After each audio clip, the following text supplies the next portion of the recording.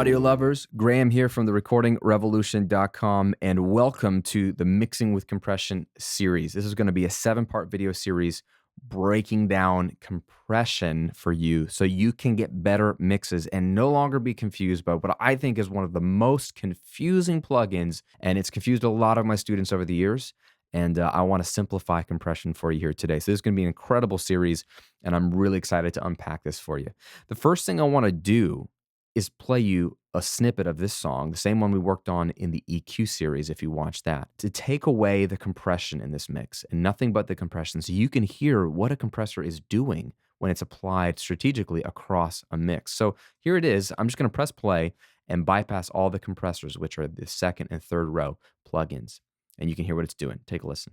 Sticks and stones.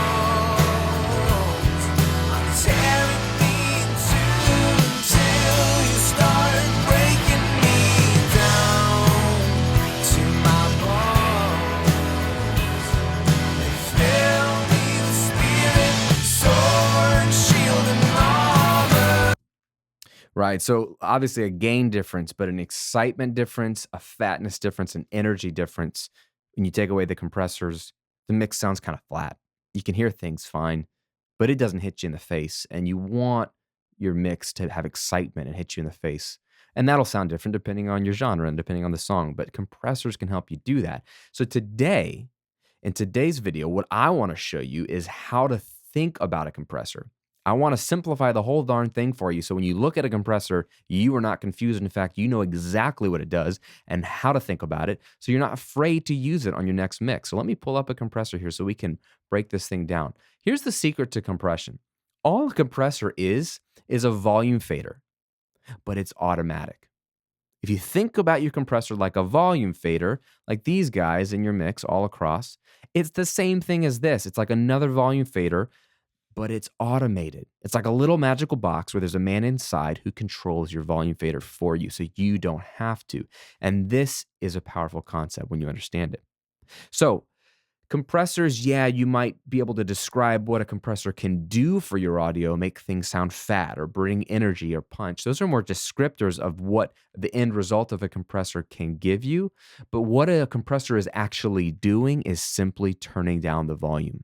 That's all a compressor is a volume control. So what I want to do is show you all the knobs on this compressor and explain them really quickly. I'm going to do like a real quick 5-second synopsis of these knobs in this video.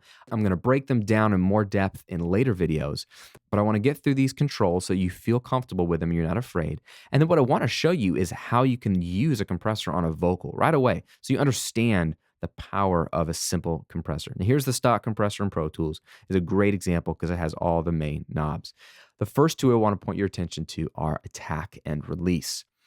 These are commonly referred to all the time. People want to know what's the best attack time, release time for this type of thing. Don't worry about numbers right now, or rarely ever worry about numbers, but just understand the concept. Attack is telling the little automated volume fader guy inside your plugin, it's telling him how quickly to start turning down the audio. Okay, so when he hears a kick drum, how quickly do you want him to grab that fader and pull it down? That's all the attack is saying. So a fast attack is, hey, quickly pull that fader down the moment you hear it. A slow attack is, wait a moment and then start turning the volume down. The release is just the opposite. It is telling the little automatic volume fader guy how quickly to let go of the fader and let it reset back to its original volume. So if attack tells it how quickly to jump on it and turn the volume down, now the release says, how long do you want to keep it down? Do you want to hold that audio down nice and quiet for a while, or do you want to quickly let go so it releases the volume fader back up to its original position so it can be reset for the next audio wave? Okay, attack and release, how quickly or slowly you're turning it down or up. That's all they're saying. Very, very simple. Now, the next two are interesting, threshold and ratio. Threshold is so powerful because I have done this mistake where I'm mixing through a compressor and I'm thinking I'm getting the settings to sound great, but the threshold is all the way up here at, say, 0. If the threshold is at 0, that means no compression is happening. This is the powerful thing about compression. It is not squeezing all your audio, and it's not squashing all your dynamics. It is only turning down or only squashing or only squeezing whatever is above the threshold. So if the threshold is very high, you're not turning down much. It's very gentle. Anything below the threshold does not get compressed. It does not get touched. Okay, this is a very important concept for you to understand. So you want to set the threshold to a point to say, okay, automated guy and semi-compressor, only turn down audio that crosses this volume. Everything else below that volume, don't touch it. Very powerful concept. You don't even have to think about it. You can set it and forget it. Okay. Now, ratio tells the automatic volume fader guy how much to turn the volume down. Now, I was wondering if you were wondering about that. If this is an automated volume fader and we can control how quickly to turn the volume down, how quickly to reset it back to its original volume, what amount of the track do you want to turn down? Nowhere have we talked about how much do you turn the volume down. And that's what the ratio does, is how far do you pull that fader down? A higher ratio means you pull that fader way down. A lower ratio, which is a more gentle setting, is you only turn it down a little bit. Okay? Threshold and ratio, very, very powerful. And the last knob that I want you to pay attention to is the gain knob, or it might be called makeup gain or makeup on your compressor. And this is so important because when people think about compression, they think about making things louder. Well, compressors don't make things louder, they make them quieter. They compress the audio, they turn it down. That's what they do. So unless you turn up the gain knob at the end of all that shenanigans, you won't have a louder, punchier track. You'll just have a quieter track. And we don't necessarily want a quieter track. If we wanted a quieter track, we would just turn the fader down. We want the gain to come up because it's going to now balance out all our compressing. This is what's cool about a compressor, is what it can do is with all these settings, attack, release, threshold, ratio, you are telling this little man inside the box to only turn down loud parts if you want. That is powerful. A static volume fader like this guy will turn the whole track up or down. A compressor will only turn down the loud parts for you. So then you can turn everything back up with the gain knob, and now your quiet parts are just as loud as your loud parts. Now, I might have lost you there, so let me give you an example. Let's look at a vocal. If you zoom in here on this vocal track, and I'll go back to the waveform view, I want to show you a typical example of how vocals are a problem in most music. Vocals, as important as they are really bad in the recorded medium because they're so dynamic, meaning they're all over the place volume-wise. Look at this. This is kind of quiet here, this phrase. I step into light. Let me turn off the compressors. I step into light. Okay, quiet phrase. But later on in the verse, it gets louder. This thorn in my side. Louder there, quieter here. And you can see, this whole half of the verse is quiet, and then this whole chorus is much louder. Even within this chorus, you got these two phrases right here that are wildly different in volume. Me down, me down.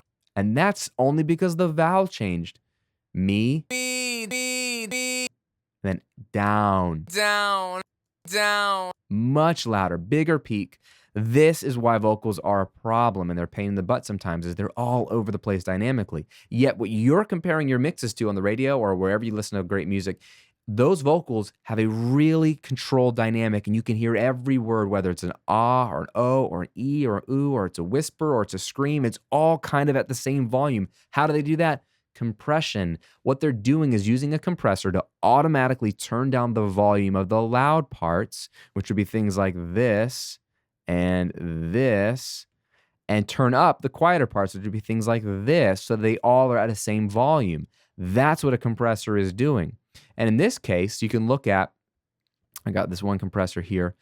It is set to turn down things that cross the threshold of 26 dB at a 3-to-1 ratio with a pretty generic neutral attack and release setting, and then turn everything back up at 3 dB.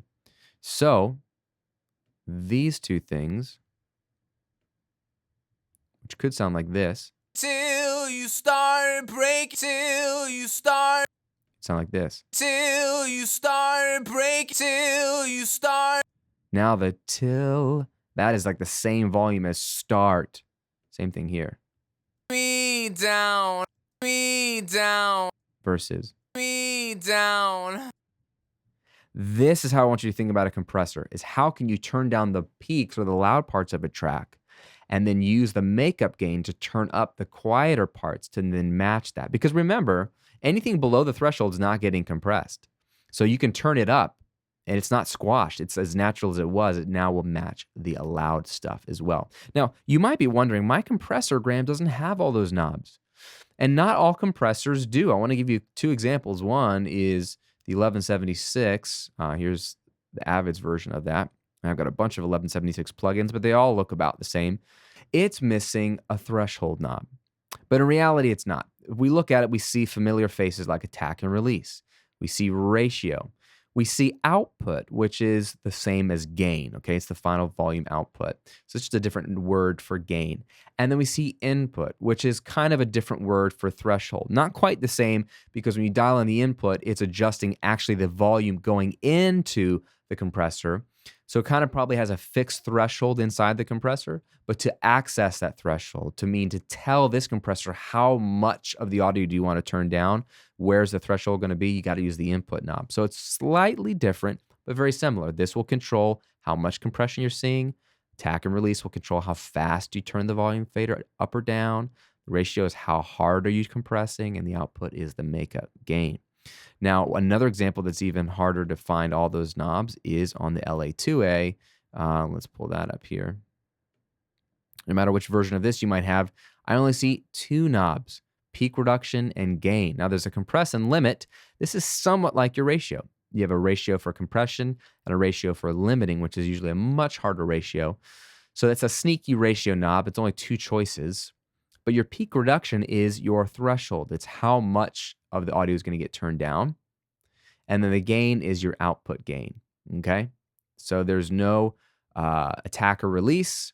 It's kind of fixed. It just sort of listens to the audio and adjusts to the audio. You can't fine-tune the attack or release on this compressor. Now, as the series moves on, I'm going to walk through all of this stuff in more depth and give you my best tips and tricks on how to use compression, but I want to give you something right now. As you go through this series, you might forget what an attack and release is. You might forget what to do if your compressor doesn't have these knobs. You might not understand the volume fader being automatic, that concept. You might forget some of the specific techniques I'm going to walk through. And I don't want you to forget, and I don't want you to get confused, and I don't want you to have to come back and continue to reference the videos over and over again. I want to make it easier for you. So what I've done is put together a checklist of these 7 compression steps that I'm going to walk you through in this entire series. It's a free PDF that you can download right now. You can pull it up on your phone or tablet or your computer, or you can print it out if you're old school like me. I like to have stuff taped to my desk and write notes. Print it out and go through really quickly and easily all the steps, all the tips, all the tricks and examples that I'm using in this video series, all there in one simple to use document. And it's my free gift to you. Just go to compression7.com. I'll put the link here in the video and below the video so you can click on it. Compression7.com, and you can download my compression checklist right there as my gift to you. If you like this video and you want to see all the other ones coming up, subscribe to the channel. That way you'll be up to date the moment the next video is live. Other than that, my friend, have fun. I will see you on the next compression video.